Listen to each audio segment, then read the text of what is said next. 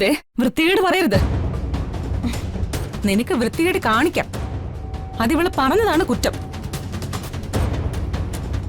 എടി, നിന്റെ മനസ്സിലിരിപ്പം നടക്കാൻ പോകുന്നില്ല. മഹിയെ വളച്ചെടുക്കാന്ന് വല്ല വിചാരവും നിനക്കുണ്ടെങ്കിൽ അതെങ്ങി കളഞ്ഞേക്ക്. അവളുടെ ഒരു മാഷും കുട്ടിയും കളി.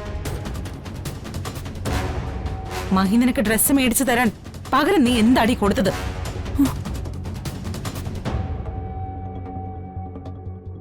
അതെ, ഇത് മഹി സാർ വാങ്ങി തന്ന ഡ്രസ്സ് തന്നെയാ. ഞാൻ ചോദിച്ചിട്ട് തന്നതല്ല. എനിക്ക് സന്തോഷത്തോടെ തന്നു, ഞാൻ അത് വാങ്ങിച്ചു. ഒന്നും പകരം ചോദിച്ചിട്ടില്ല, കൊടുത്തിട്ടുമില്ല. നിങ്ങൾ കണ്ടിട്ടുള്ള ആണുങ്ങളെ പോലെ അത്ര നിലവാരമില്ലാത്ത ആളല്ല അയാള്. പിന്നെ ആ സാർ എന്നോട് എന്ത് ചോദിച്ചാലും ഞാനത് സന്തോഷത്തോടെ തന്നെ കൊടുക്കും.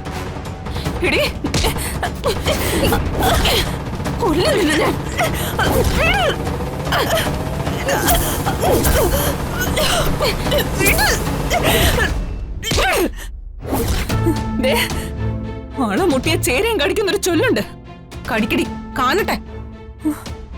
ദക്ഷേ, വലിച്ചു കീറടി അവളുടെ ഡ്രസ്.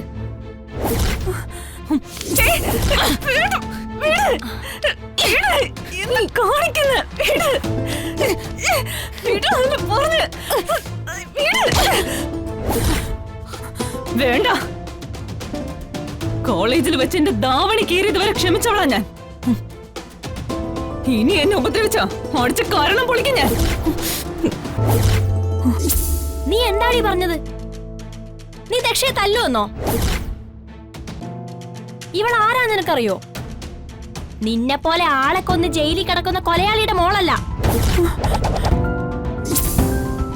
കേരളം ഭരിക്കുന്ന ആഭ്യന്തര വകുപ്പ് മന്ത്രിയുടെ മോളാ.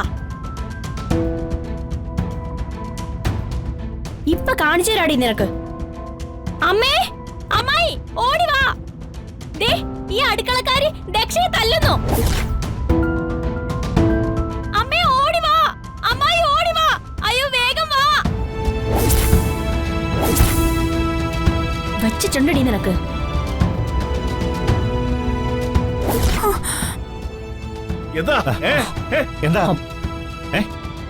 എന്താ മോളെ? എന്താ ചിന്നു? എന്താ ഇവിടെ? എന്തിനാണ് നിലവിളിച്ചേ? ഈ അടുക്കളക്കാരി ദക്ഷയുടെ കരണത്തടിച്ചു.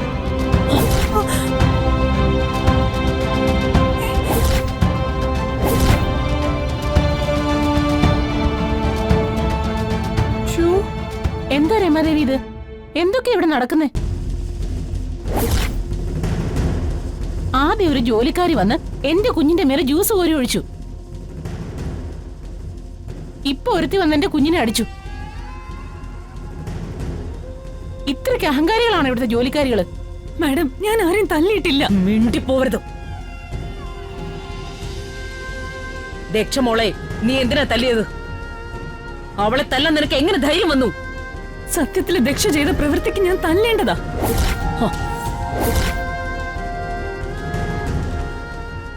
പക്ഷെ ഞാൻ തല്ലിയിട്ടില്ല. അപ്പോ എന്റെ മോള് കള്ളം പറഞ്ഞു എന്നാണോ? അതെ, അനസൂയ പറഞ്ഞത് കള്ളവാ.